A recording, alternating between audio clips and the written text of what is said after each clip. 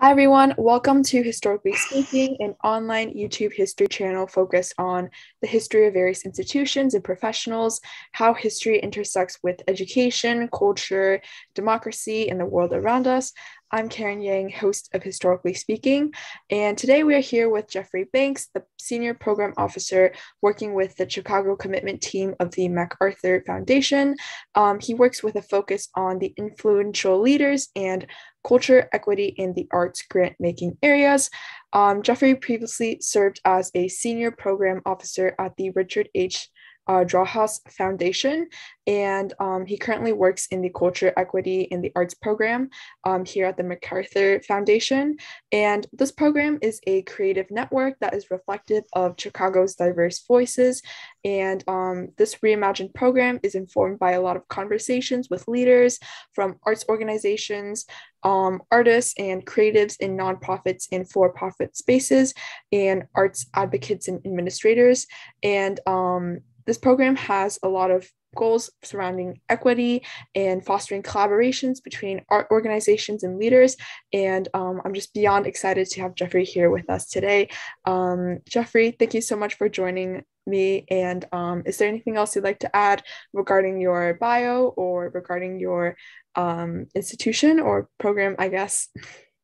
Oh, no, that was excellent. Thank you very much. Thank you for having me on. A small note is before I was at MacArthur, I was at a small foundation called the Richard H. Driehaus Foundation. That's the pronunciation, Driehaus. And people would always say Treehouse, and I would have to correct them and say Driehaus. So it's a wonderful small foundation here in town that supports the arts. Thank you for that. Yes, a tree. I love that treehouse. Yeah. For sure. Yeah. So we'll just dive right into the questions. Our first question is, how has the MacArthur Foundation historically worked to spread culture and equity? Sure, that's a great question. The MacArthur Foundation was established in the late 70s with a broad mission. So the mission of the MacArthur Foundation is a world that's more just, verdant, and peaceful. People may have heard that on PBS or NPR or things like that. So the idea is the world is a more just place when actions are moral, rational, equitable, and fair, and verdant when the planet is and its people flourish, and peaceful when the people are free from fear, conflict, violence, and war. So a very broad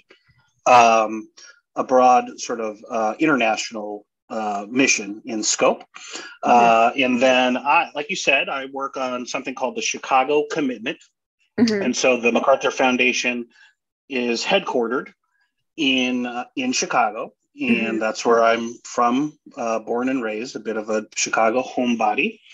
And so the goal for my team, for the Chicago Commitment, is to invest in people, places, and partnerships to advance racial equity and build a more inclusive Chicago. So that's some of the history. In very short strokes, a key program that I work on that you mentioned is called Culture, Equity, and the Arts. And it's about advancing this notion of equity in the arts and culture sector in Chicago, and also sort of trying to create a more equitable city, a city that's more fair and just for all people, recognizing that certain barriers exist for some populations, that everything hasn't always been equitable in Chicago. And so there are some ways that we think that the arts are kind of unique in their ability to bring people together, to help people understand experiences that might be different from their own. And basically, unfortunately, Chicago is a pretty segregated space. And so the arts can play a really important role in terms of connecting people together across different boundaries, be that racial boundaries, geographic boundaries, neighborhood boundaries, et cetera. So that's a little bit about what we do. For sure. I really do like this idea that you've touched on with the art kind of bringing a lot of different people together, whether that be people with different interests, people who look different, or people who might not necessarily interact on a daily to daily basis. I think that's definitely really, really true. And I guess I have a question inspired by that. What kind of past events or what has been your favorite event that has brought these different groups of people together, or something like that? Yeah, there are so many. I really can't like single just one out.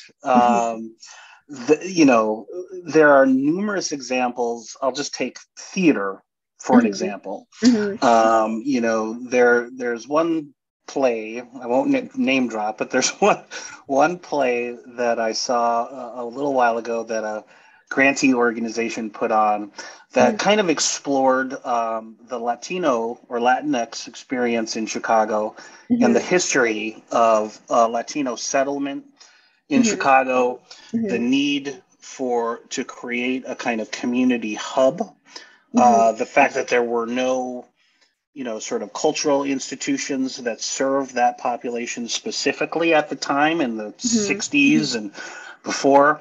And so it was about a nightclub that does Mhm. unfortunately doesn't exist anymore, that kind of brought people in. And so as a theater goer, Mhm. you actually kind of experience what it was like to be at this nightclub Mhm. back in the 50s and 60s. And they arranged the theater so that you're kind of part of the Wow. dancing, part of the music.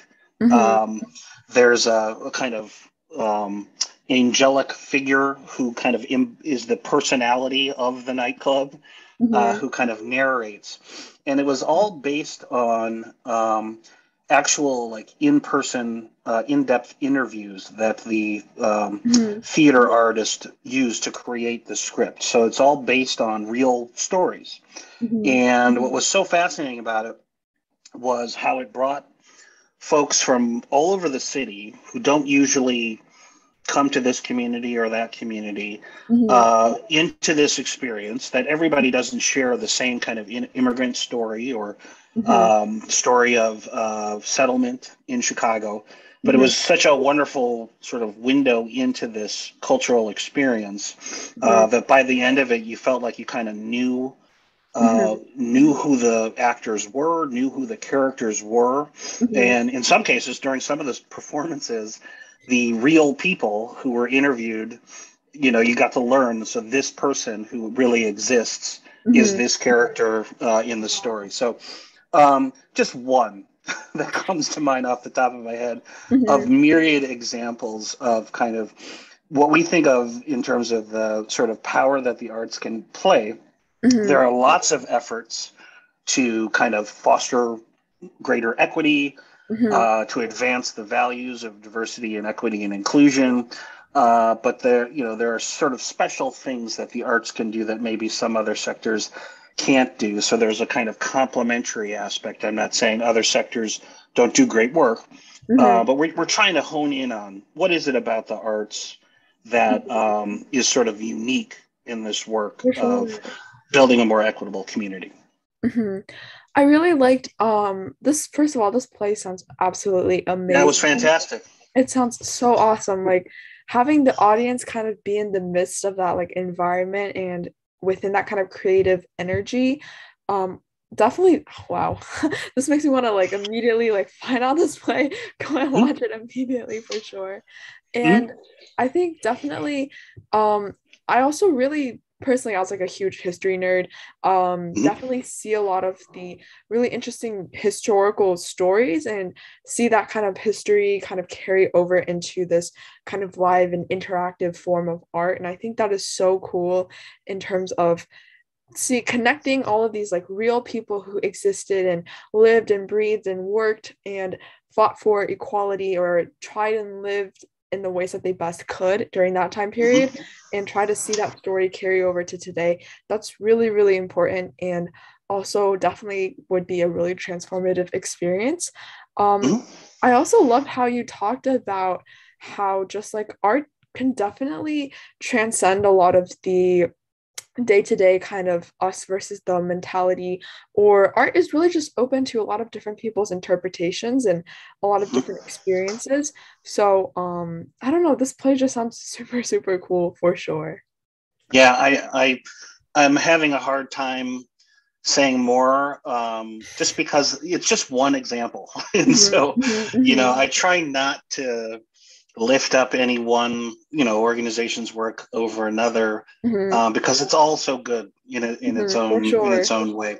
One thing very quickly that we're trying to do is that, like, historically, when foundations fund the arts, Mhm, what tended to happen traditionally is somebody like myself would go sit in the audience and then mhm, decide whether or not it's quote unquote good or bad art, mhm, and the old adage is, how do you know if something is good art? The mhm. answer is it's whatever you would save if the museum is burning down. Oh Meaning, wow. what I think is good art might be entirely different from what you think is good art. It's For sure, for completely sure. subjective. So we've tried to take out that kind of subjective sort of Mhm, critic aspect and kind of gatekeeper role that mhm, folks in mhm, foundations tend to play historically. mhm, And what we're mhm, doing is hopefully a little different, which mhm, is called participatory grant making. So mhm, instead of me deciding on whether to recommend an organization for a grant, it's a mhm, group, it's a panel of people who don't work in foundations. mhm, Some of them are professional artists.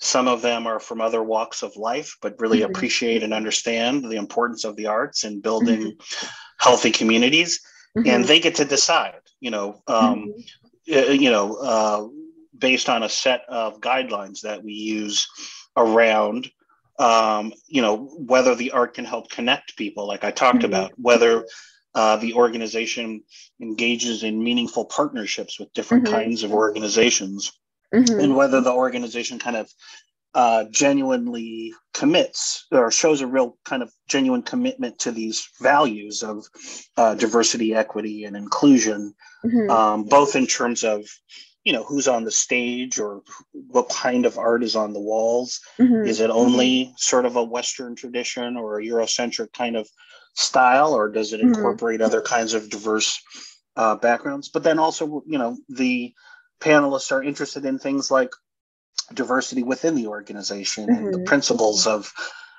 equity and how those kind of play themselves out in terms of how decisions are made and things like mhm, that. So, trying to be more equitable internally, in terms of our process for mhm, deciding mhm, who gets support.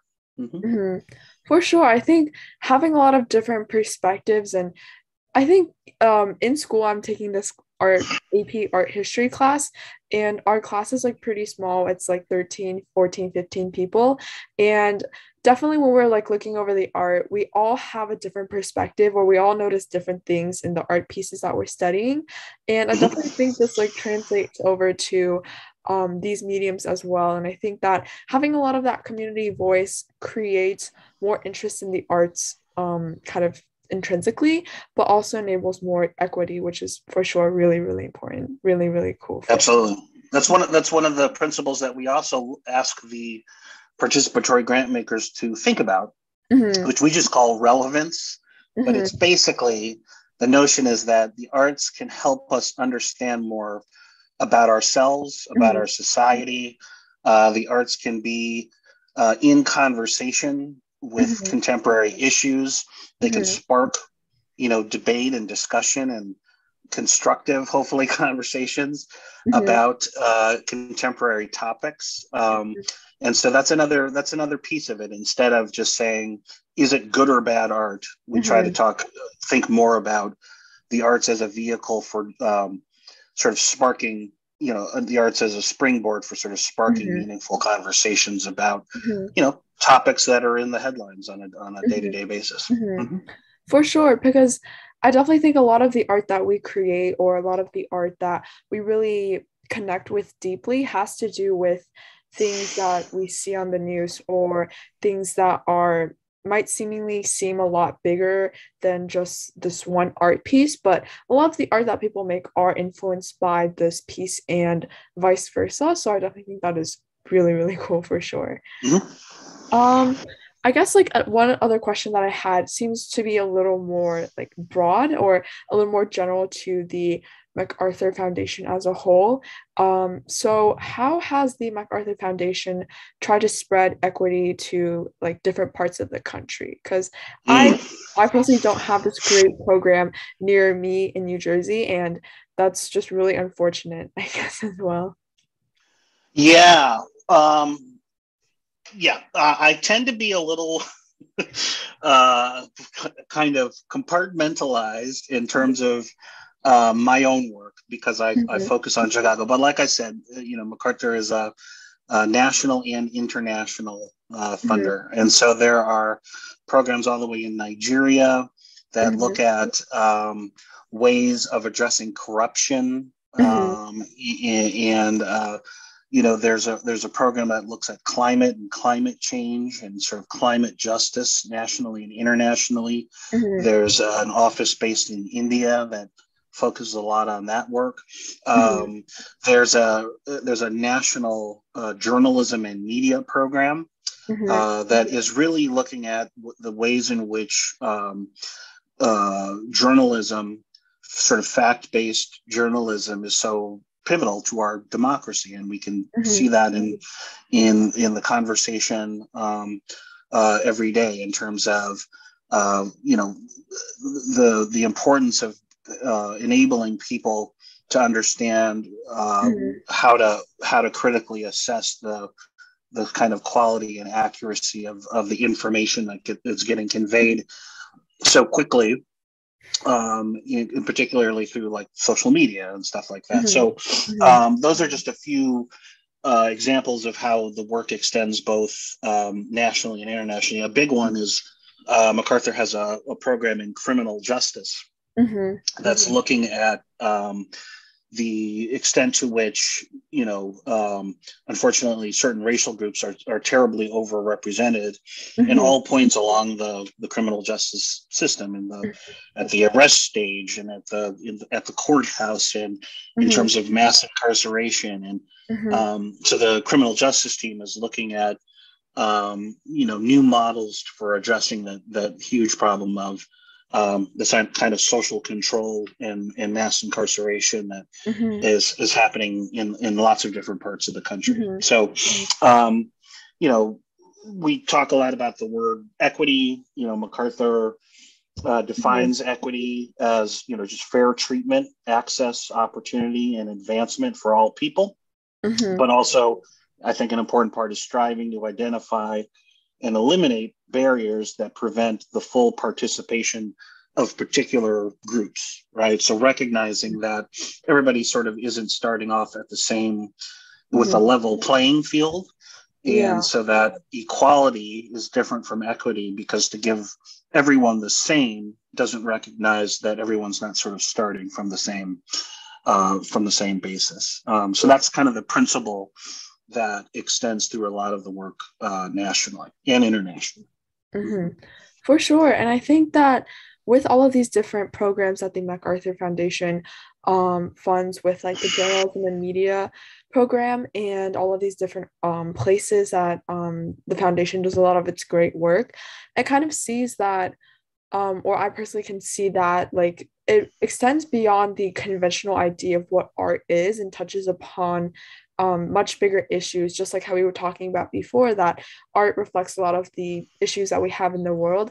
I think the foundation is also trying to tackle those issues and promote a lot more, as you say, recognizing that, hey, we aren't starting necessarily off on the same level.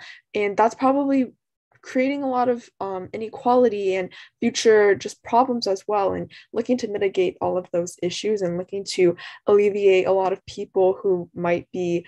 Or not necessarily might be like currently are being heavily discriminated against or hurt against is definitely such a great mission to have. And I'm really glad to see a lot of that play out as well. Good. I should mention one quick other thing is, Mhm.